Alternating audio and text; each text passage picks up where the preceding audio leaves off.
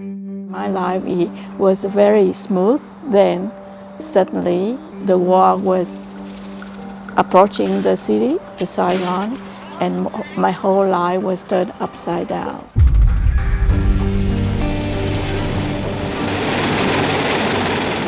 I was right there at the fall of Saigon on that day, 30th of April 1975. At late morning, around 10:30, the then president of the Republic of Vietnam, General Nguyen Văn Minh, ordered the South Vietnamese army not to fight anymore. And then, shortly after midday, came the climax of 30 years of fighting.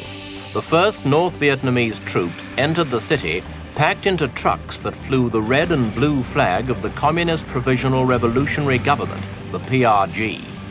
We heard quite a few tanks approaching. We didn't get any order from our higher command.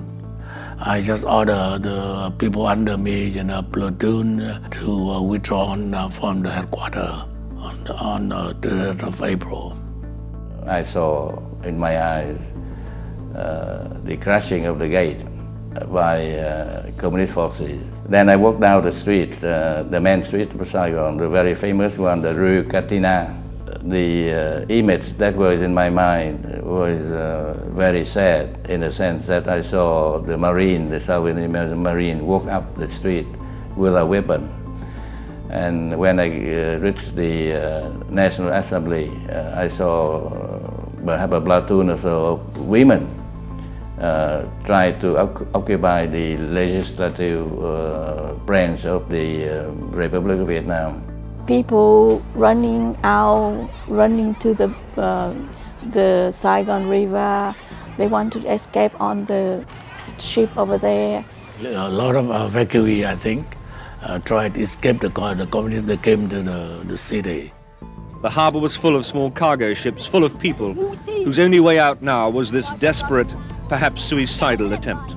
So we took the very risk to float on that wax bamboo basket out to the Gulf of Saigon.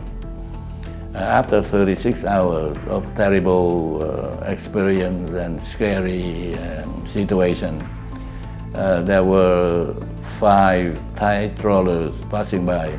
4 of them refused to stop. The 5th one stopped and picked us up. It was constant bombing, constant shelling, and when that ceased, you came out and you saw dead bodies and mangled bodies everywhere. So that's my memory of the fall of Saigon that came to where I stayed, where I lived at the time. On the day that Saigon fell, evidently people had been told to get out and celebrate. So people were sort of wandering around, but looking rather blank, as though they didn't quite understand what was going on. You have to understand that Hanoi in those years had no street life whatsoever. It was very severely battened down, nothing like the Hanoi of today. So this combination of people being told they could get out and do things that they usually don't do, and not being quite sure what they were supposed to do, what the occasion was, it was a bit flat in Hanoi. I took the lead, to lead the soldiers under my command to the church and try to make a defense around there. So we stayed overnight on the 30th of April, and on the morning of the 1st of May, the parish priest coming to talk with me, and he said, okay, the central government already surrendered. Why you still here? After the 30th of April 1975, my life really turned from white to black. The new regime coming, they asked my husband to go to re-education camp. They put the notice for 10 days. I said, why only 10 days? So when I said goodbye to my husband, I told him that I didn't believe that you would go for 10 days. I guess that might be longer, but how long I can't imagine. So I give him some more money and one gold ring.